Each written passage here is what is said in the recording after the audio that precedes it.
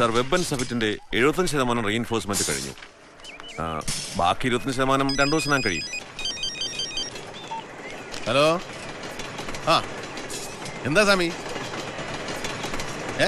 പൊളിച്ചു തുടങ്ങിയെന്നോ? ഓഹോ, അപ്പൊ ശിവൻ രണ്ടും കൽപ്പിച്ചിറങ്ങിയല്ലേ?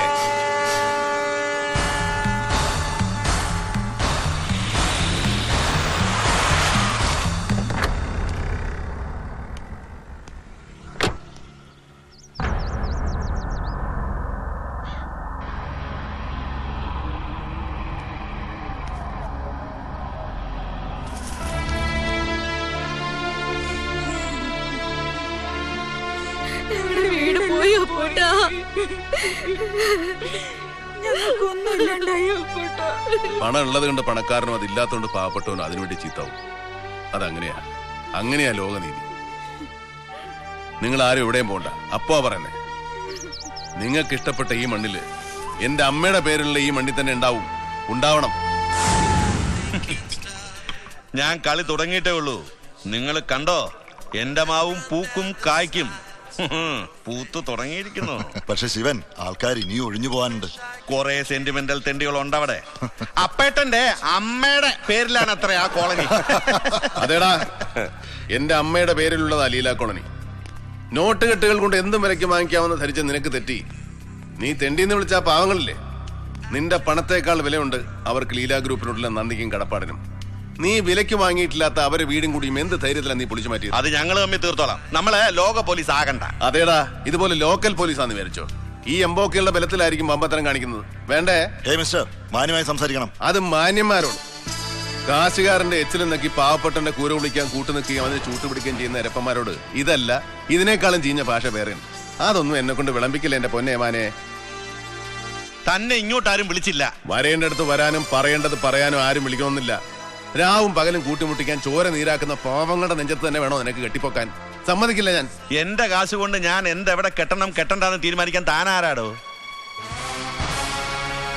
നിന്റെ അമ്മയുടെ നെഞ്ചത്ത് തന്നെ ഞാൻ കെട്ടിപ്പൊക്കും എന്റെ സാമ്രാജ്യം. അതിന് മാത്രം ആയോടാ കെട്ടിപ്പൊക്കോടാ നീ? ശിവൻ, ലീലാ ഗ്രൂപ്പിനോടാ കളി. ലീലാ കോളനി അവിടെ അങ്ങനെ തന്നെ വേണമെങ്കിൽ നീ വീട്ടിൽ ചെന്ന് നിന്റെ ഈ കൈക്കരുത്ത് അവിടെയുള്ള നിന്റെ പുന്നാര അനിയനോട് കാണിക്കടാ. ഞാൻ അവിടെ തുടങ്ങാൻ പോകുന്ന എന്റെ ബിസിനസിൽ പാർട്ണർ വേറെ ആരുമല്ല, നിന്റെ അനിയനാ ഹരി. ലീലാ കോളനി അവിടെ വേണോ വേണ്ട എന്ന് ഇനി ലീലയുടെ മക്കൾ തമ്മിൽ തീരുമാനിച്ചാൽ മതി. ചെല്ല്, പോടോ.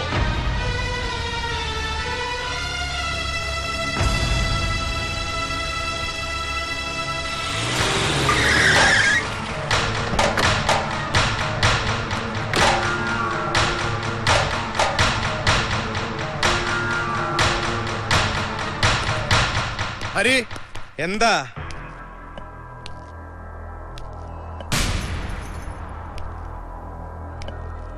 അല്ലച്ച ഹരി, ഇനി അവനെയും തല്ലണോ നിനക്ക്? അത് വേണ്ട. മിത്രമായി വന്ന ഒരുത്തനെ പിന്നെയും നീ ശത്രുവാക്കി. വെല്ലുവിളിയും കൊലവിളിയും.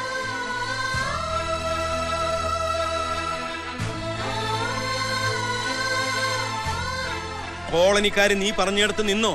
ഇല്ലല്ലോ. ശിവനും ഹരിയും അവർക്ക് കൊടുക്കേണ്ടത് കൊടുത്തു, അവര് പോയി. പിന്നെ നിന്റെ കുറച്ച് ആൾക്കാർ, അവര് നിന്നെയും കൊണ്ടേ പോവൂ. നീ അത് മനസ്സിലാക്കാതെ പോ.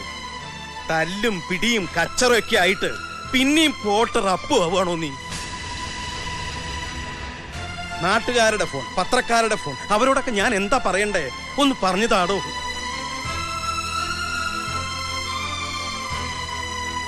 ലീലാ ഗ്രൂപ്പിലെ ഏട്ടനിയന്മാർ തല്ലിപ്പിരിഞ്ഞു എന്ന് പറഞ്ഞു കേട്ടിട്ട് വേണോ എന്റെ കണ്ണടയാൻ? വേണോടോ? അച്ഛാ, അത് ശിവന്റെ കൂടെ നമ്മുടെ മോനും കൂടെ ഉണ്ടെന്നുള്ള കാര്യം അറിയുന്നില്ല. അപ്പു അറിയേണ്ട നേരത്ത് പലതും അറിയുന്നില്ല. ചില നേരത്ത് നീ നിന്നെ തന്നെ അറിയുന്നില്ല.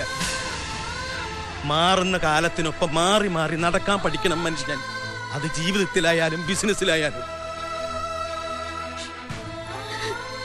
എനിക്കും നിനക്കും പോരായ്മകളുണ്ട്, കുറവുകളുണ്ട്. അറിവും വിവരമുള്ളവർ അതിൻ്റെതായ വഴിക്ക് കാര്യങ്ങൾ കൊണ്ടുപോകുമ്പോൾ നമ്മളതിന് തടസ്സാവരുത്. മനസ്സിലാവുന്നുണ്ടോ നിനക്ക്? അച്ഛന്റെ മനസ്സ് വേദനിച്ചെങ്കിൽ മാപ്പാക്കണം.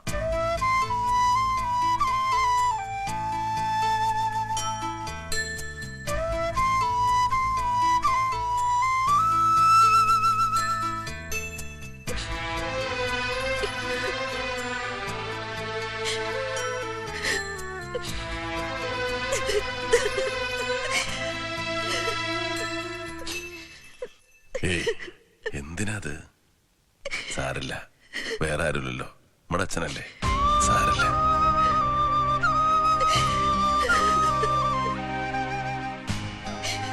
പണ്ട് കടല് കാണണമെന്നും പറഞ്ഞ് കരയോ അവൻ.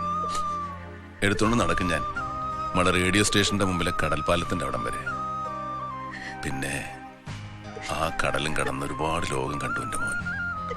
പക്ഷേ ഈ അപ്പൂട്ടന്റെ മനസ്സ് അതെന്റെ മോൻ കാണാതെ പോയോ, അറിയാതെ പോയോ?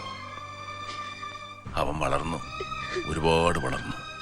ഞാൻ ആശിച്ചതിനേക്കാളും വളർന്നു, എന്നെക്കാളും വളർന്നു. ഞാൻ അറിഞ്ഞില്ല. ലീലാ ഗ്രൂപ്പ്, അതിന്റെ ലോകം, അതും വളർന്നു വളർന്ന് വലുതായിക്കൊണ്ടിരിക്കുക. അപ്പോട്ടന്റെ ലോകം ചെറുതായി ചെറുതായി നീ നമ്മുടെ രണ്ടു മക്കളും മാത്രമായോ? അറിഞ്ഞില്ല ഞാൻ. അപ്പോട്ടനൊന്നും അറിയില്ല, അപ്പോട്ടനെ ആരും അറിഞ്ഞില്ല. എനിക്കറിയാം, ഈ മനസ്സ് എനിക്കറിയാം.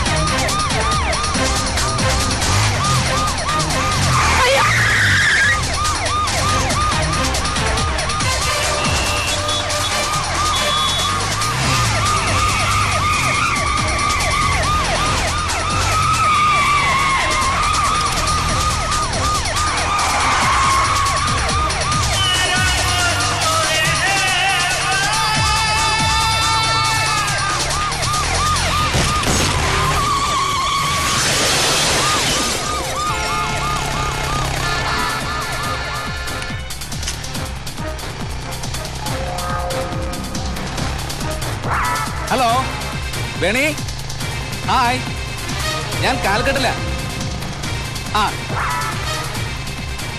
First left, then right, straight. Okay.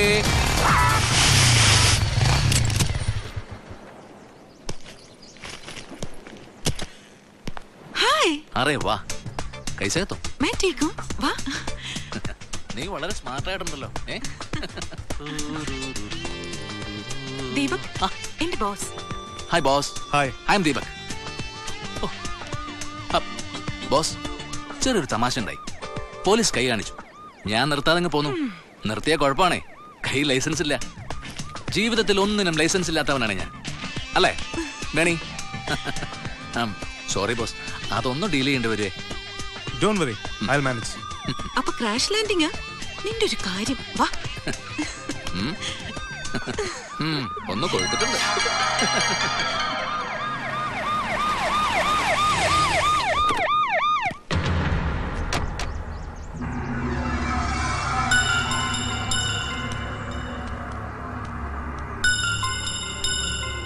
സാറോ? Sir ഇവിടെ? എന്റെ ഫ്രണ്ടിന് ഇവിടെ അക്കോമഡേഷൻ റെഡിയാക്കാൻ വേണ്ടി. ഈ ബൈക്കിൽ വന്ന അതെ, അയാള് തന്നെ, ഫ്രം ഗോവ. പറയേണ്ടി വന്നതിൽ ബുദ്ധിമുട്ടുണ്ട്. കക്ഷി ഭയങ്കര കുഴപ്പങ്ങളാണ് ഒപ്പിച്ചിരിക്കുന്നത്. അവൻ അല്പം മദ്യപിച്ചിരുന്നു, അതാ നിർത്താതെ പോകുന്നത്. തോന്നി പോലീസ് വണ്ടിയുടെ ചില്ലറിഞ്ഞുടച്ചു, വേറെ കാർ ആക്സിഡന്റ് ആക്കി. പിന്നെ അറിയാം, അതിന്റെ നഷ്ടപരിഹാരം എന്താണെന്ന് വെച്ചാൽ ഞാൻ ചെയ്തേക്കാം. സാറ് കുഴപ്പമൊന്നും ഉണ്ടാക്കരുത്. സാറിനെ എന്റെ സ്റ്റാഫ് വന്ന് കാണും. Okay sir, Okay, thank you, thank you. തനിക്കൊരു നല്ല ജോലി, വരുമാനം, സുഖജീവിതം, അതെനിക്ക് ഇഷ്ടമല്ലായിരുന്നെങ്കിൽ ഞാൻ നിന്നെ ബോംബെ വിടാൻ സമ്മതിക്കുമായിരുന്നു. ഇല്ലല്ലോ. ലുക്ക് ദീപക്, ഈ നഗരം ഇവരുടേതാണ്. ലീല ഗ്രൂപ്പിൽ നിൽക്കാൻ സാധിച്ചാൽ എന്റെ ജീവിതം പച്ചപിടിക്കും. നിനക്കും ഇവിടെ ഒരു നല്ല ജോലിക്ക് ശ്രമിക്കാവുന്നതാണ്. ഞാൻ ബോസിനോട് പറയാം. പക്ഷേ എന്റെ ബോസിനും അദ്ദേഹത്തിന്റെ സ്റ്റാറ്റസിനും നീ ഒരു പ്രോബ്ലം ആവരുത്. ഇല്ല, അല്ലെങ്കിൽ